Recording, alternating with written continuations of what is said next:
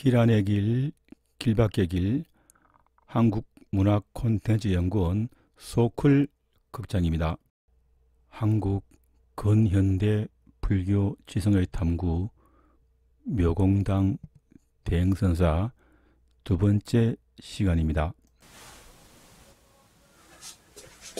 안녕하십니까. 이덕진입니다. 근현대 불교 지성의 탐구 저번 시간에 처음이고 이번 시간이 두 번째인데, 저번 시간에는 주로 어떻게 하겠다라는 이야기를 주로 했고, 대행스님 이야기를 조금 하고 바로 마칠 수밖에 없었습니다. 이번 시간에 거기에 계속해서 이야기를 해보도록 하겠습니다. 스님 사상의 핵심 키워드가 이제 주인공이라고 하는 것하고 오공이라고 하는 말인데, 주인공이라고 할 때 불교에서는 저번에도 약간 이야기했지만 주인공이란 말을 많이 쓰잖아요. 굉장히 많이 쓰는데, 그때 이제 주인공 할 때 불교에서 선정서에서는 주인공은 남자 3인칭인 그대 혹은 당신 이런 정도의 의미가 있습니다. 그런데 대행스님의 아주 중요한 어떤 사상적 특징이 주인공이라는 용어를 쓰는 것인데, 그 주인공이라는 용어는 공자가 비일공자입니다. 비일공자. 대행스님은 주인공이라는 용어를 섬에 있어서 비일공자를 써서 얻어하는 바가 있습니다. 하나는 기왕에 가지고 있던 동아시아 선종사에서의 키워드인 남자 3인칭 주인공 개념을 올곧이 수용하고, 그 다음에 남자 3인칭 주인공이라고 하는 사상이 가지고 있는 빛이 아니라 어둠, 부정적인 점이 있습니다. 그 부정적인 점을 제거하고 그 자리에 비일공자를 놓음으로써 보다 한 발짝 혹은 두 발짝 더 나간 사상을 이야기하고 싶은 거죠. 선종의 위대한 성과인 주체적이고 능동적인 인간에 대한 주인공, 그 임재가 말하는 그 주인공이죠. 수처작주, 입처계진이다. 그대가 어디로 가더라도 그대가 그 자리에서 주인공 노릇을 한다면 그곳이 바로 진리의 땅이고 부처님 땅이다 라고 하는 거죠. 그 주인공이라는 말은 또 임재는 무의진이다 이렇게도 표현하죠. 그건 다음에 기회가 있으면 임재의 주인공에 대한 이야기를 하기로 하고, 어쨌든 중국 선종에서 말하는 주인공은 인간의 주체성에 대한 아주 강조죠. 인간의 주체성.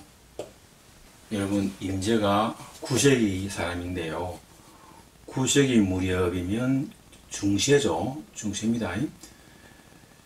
선종을 제외한 어느 곳에서 그 주체적 인간에 대한 이야기를 했던 사람이 있었던가요? 없습니다.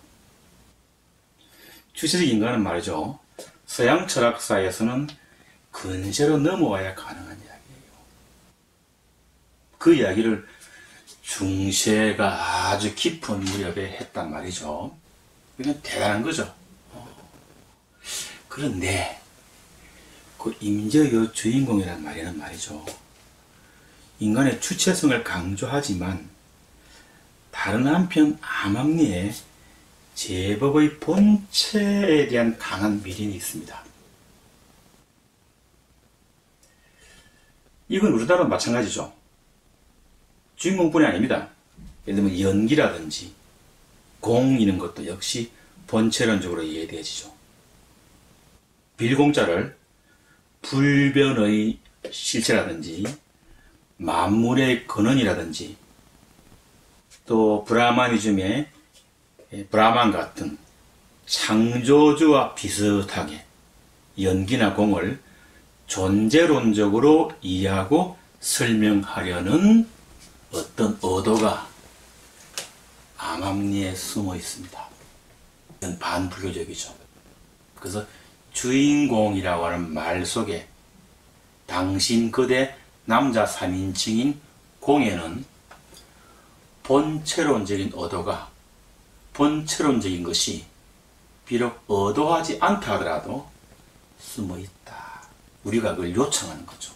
우리가 어쨌든 어떤 보이는 것의 밑에 숨어 있는 근원적인 거, 요즘 쓰는 말로 하면 신이 될 수 있겠고, 그렇죠? 절대자가 될 수 있겠죠. 그런 것이 주인공이라는 공 속에 숨어 있습니다. 이게 하나고요. 두 번째, 임재를 필두로 해서 중국의 조사선 혹은 가나선사들은 부처에 대한 숭배를 뒤로하고 인간을 전면에 내세워서 인간의 주체성, 즉 주인공을 강하게 주장합니다. 이건 아까 내가 이야기했던 첫 번째하고는 약간 다르죠. 그 주인공이라고 하는 자체를 어쨌든 근원적인 실체 혹은 신, 절대자로 생각하는 그런 생각들을 하시는 분들이 좀 있는가 하면은, 다른 한편 가나선사들은 대충 그런데 부처에 대한 숭배를 뒤로합니다. 그래서 인간을 전면에 내세우고 인간의 주체성, 주인공을 강하게 주장하죠. 그래서 부처를 만나면 부처를 죽이고 조사를 만나면 조사를 죽여라 라고 하는 아주 극단적인 표현이 나오기도 합니다. 이 점은 대단히 훌륭하다고 볼 수 있습니다. 그런데 정색을 한번 반문을 해봅시다. 깊은 산 속에 조용한 곳에서 선성이 갑오절을 틀고 수행을 통해 깨달음을 향유하는 그 자리에 범부 중생이 끼어들 여지가 있을까요? 있을까요? 임재의 말을 누가 알아들을까요? 해능의 말을 누가 알아들을까요? 중생이 모릅니다. 그 당시 중생이 이걸 알아들어요. 중생이 무시되고 중생이 잊혀지는 불교가 과연 불교일까요? 그 뛰어난 스님들, 그야말로 엄청나게 많은 전등록이나 이런 데 있는 그 뛰어난 스님들이 깨친 자라는 계급 혹은 계층의 울타리를 뛰어넘어 가지고 그들이 가지고 있는 어떤 깨침의 공부를 기여기는 것만큼 미천한 중생의 삶에 연민을 느끼는 불승이 얼마나 될까요? 선문답은 하두선은 일종의 불교적 선민이라야만 수행이 가능합니다. 그렇죠? 무자도 그 누가 합니까? 대단한 수행을 하거나 공부가 많이 된 사람이라야 가능하죠. 따라서 깨달음을 앞에 두고 수행하는 그분들이 저작거리에 살고 있는 사람들의 삶에 관심이 있을까요? 혹은 있다 하더라도 그것이 그야말로 공허한 것이 아닐까요? 그렇죠? 선에는 말이죠. 중국이건 한국이건 우리가 그냥 봐서는 안 될 특징이 있습니다. 그건 뭐냐면 중생이 아니라 최상근기, 제가자가 아니라 출가자. 여기에는 제가자나 중하근기는 끼어들 자리가 없습니다. 그래서 범부 중생에 대한 배려를 전혀 하고 있지 않다는 점에서 중국과 우리나라 선종은 대단히 공통적인 특징을 가지고 있습니다. 여기서 오해의 소지가 있어서 미리 말씀을 드리는데요. 최상근기 수행자들의 경우에는 중생과의 격리가 일정 부분 필요합니다. 그 최상근기 수행자들이 능력을 발휘함에 있어서 세간보다는 출세간, 제작거리보다는 도량이 더 적합할 것은 당연하죠. 이때 그 최상근기가 도량에서 참선 수행을 통해서 얻은 경지는 대단했고, 그 경지는 수많은 중하근기의 양식이 되겠죠.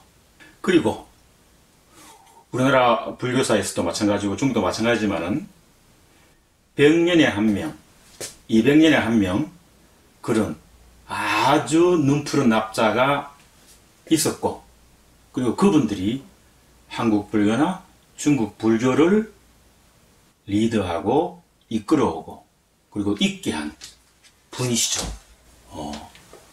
우리는 그런 선지식에 대해 많은 빚을 지고 있습니다. 그리고 저희 연구원에서 앞으로 하고자 하는 일, 최근세사의 불교 기성도 바로 그런 선지식을 한번 이야기해 보는 것이죠. 여기서는 그런 뛰어난 선지식에 대해서 태클을 걸고자 하는 것이 아니고, 여기서 문제 삼는 것은 선이 가지고 있는 기본적인 성격입니다. 중하근기 중생에 곁을 주지 않고 최상근기의 사람들이 서로 주고받는, 중하근기, 정말로 불교가 필요하고 부처님이 필요하고 선사들이 필요한 사람에게는 곁을 주지 않는 선의 특징, 그 선의 특징이 주인공의 3인칭 남자를 이야기하는 주인공 공자에 있다고 대행스님은 보신 것이죠. 따라서 그 공자를 빼고 그 공자 대신에 뭡니까? 비일공자를 집어넣은 겁니다. 그래서 아주 독특한 동서양의 불교에 아주 유례가 없는, 대단히 아주 독특하고도 창조적이면서도 아주 탁월한 안목의 주인공이 등장하는 것입니다. 대행스님께서는 지금까지 이야기한 두 가지 한계, 하나는 주인공이라는 용어가 본체론적으로 흔히 말하는 서양의 기독교식으로나 혹은 힌두교식으로 이해될 수 있는 것에 대한 한계, 또 하나는 중하근기 중생을 무시하고 상근기의 노름으로만 거칠 수 있는 하나의 가능성, 그 한계를 충분히 숙지한 다음 남자 3인칭 공을 해체하고 남자 3인칭 공의 자리에 비일공자를 넣어서 주인공이라는 말, 주인 다음에 비일공자를 넣어서 새로운 불교적 패러다임을 구축합니다. 어떤 식으로 본다면 이건 인식의 대전이라고 볼 수 있고요. 한국 불교에서 일찍이 없었던 미정류의 일이고 21세기 한국 불교, 더 나아가 세계 불교의 진함이 될 수 있는 큰 사건입니다. 선사는 슬퍼합니다. 나는 이 우주의 주인이다. 주인공인 나를 중심으로 세상은 돌아간다. 아침마다 나는 세상을 개벽한다. 내가 없으면 세상은 열리지 못하고 돌아가지 못한다. 그렇지만 나는 이 우주의 주인이지만 다른 한편 우주의 손님이기도 하다. 그때는 부처, 보살, 신중, 그리고 온갖 중생이 우주의 주인공이 된다. 세상은 손님인 나가 아니라 주인공인 너를 중심으로 돌아간다. 따라서 나는 한 번은 주인공이고 한 번은 손님이 된다. 그리고 너도 한 번은 주인공이고 한 번은 손님이 된다. 내가 없으면 세상이 열리지 못하고 세상이 돌아가지 못하듯이 중생인 너가 없어도 세상은 돌아가지 못하고 열리지 못한다. 따라 우리는 한 번은 주인이 되고 한 번은 손님이 된다. 누가 누구를 위한 배경 같은 것은 없다. 오직 서로 조화롭게 연결되어서 출렁거린다. 그런 의미에서 텅 비어있고 상적하고 상입함으로 현실의 모든 존재 사이에 걸림은 없다. 다양성이 가득 찬 그곳에서 개성, 차이, 관계, 소통, 관용, 평등, 무상, 그리고 자비 등의 이념은 건장되고 건장되어진다. 그렇죠? 개성, 차이, 관계, 소통, 관용, 평등, 무상, 자비 등의 이념은 건장되어지고 건장되어진다. 반면에 해일성으로부터 비롯되어지는 차별, 불통, 고집, 아집, 편견, 선입견, 아상, 인상, 중생상, 수자상, 그리고 자기애 등의 이념은 회피되고 지양된다. 나와 너, 너와 나의 관계가 그러하고 나와 부처, 부처와 나의 관계가 그러하며 유정과 무정, 무정과 유정의 관계가 그러하고 나와 우주, 우주와 나의 관계가 그러하다. 모두가 주인이고 모두가 손님이 되죠. 따라서 대행선사가 설파하는 빌공자 주인공은 바로 이런 의미입니다. 지금 제가 한 이야기는 제가 한 이야기라기보다는 대행스님이 말씀하신 어록 중에서 제가 인용을 한 것입니다. 그래서 대행선사가 표방하는 바의 주인공은 거대공, 사랑공과 빌공의 성격을 같이 가지고 있습니다. 거대공이 인간을 전면에 내세우는 인간 중심주의를 표방한다면 빌공은 연기하는 우리가 모든 유정이나 부정과 더불어 살아야 한다는 동체 대비에 대한 자각과 더불어서 우리가 우리의 도덕적 능력을 무한히 높임으로써 지금 이 자리에서 부처의 세계를 만들어내는 것이 가능하다는 자성굴에 대한 강력한 염원과 실천 가능성을 내포하고 있습니다. 이런 입장에서 대행스님은 일관되게 중생과 더불어 살기를 희구하고 실체로 동참합니다. 대행스님의 핵심 사상 가운데 하나가 중생입니다. 중생. 중생과 더불어 사는 것이죠. 중생과 눈높이를 맞추는 것입니다. 어느덧 시간이 다 됐습니다. 다음 시간에 계속해서 주인공에 대한 이야기를 좀 더 하겠습니다. 대행스님의 주인공 사상은 굉장히 포괄적이긴 하지만 좀 정리해서 간단하게 좀 이야기를 하도록 하겠습니다. 그리고 이제 주인공 사상을 끝내고 난 다음에 시간이 허락한 대로 오공 사상에 대한 이야기를 합니다.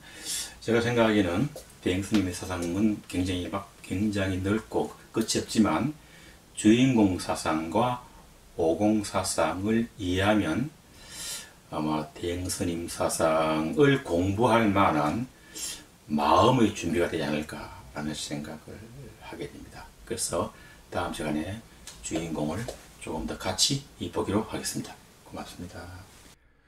동영상 업로드 시간 알려드립니다.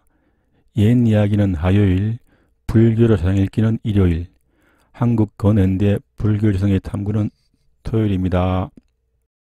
소클 극장입니다. 다음 토요일 10시에 뵙겠습니다. 고맙습니다.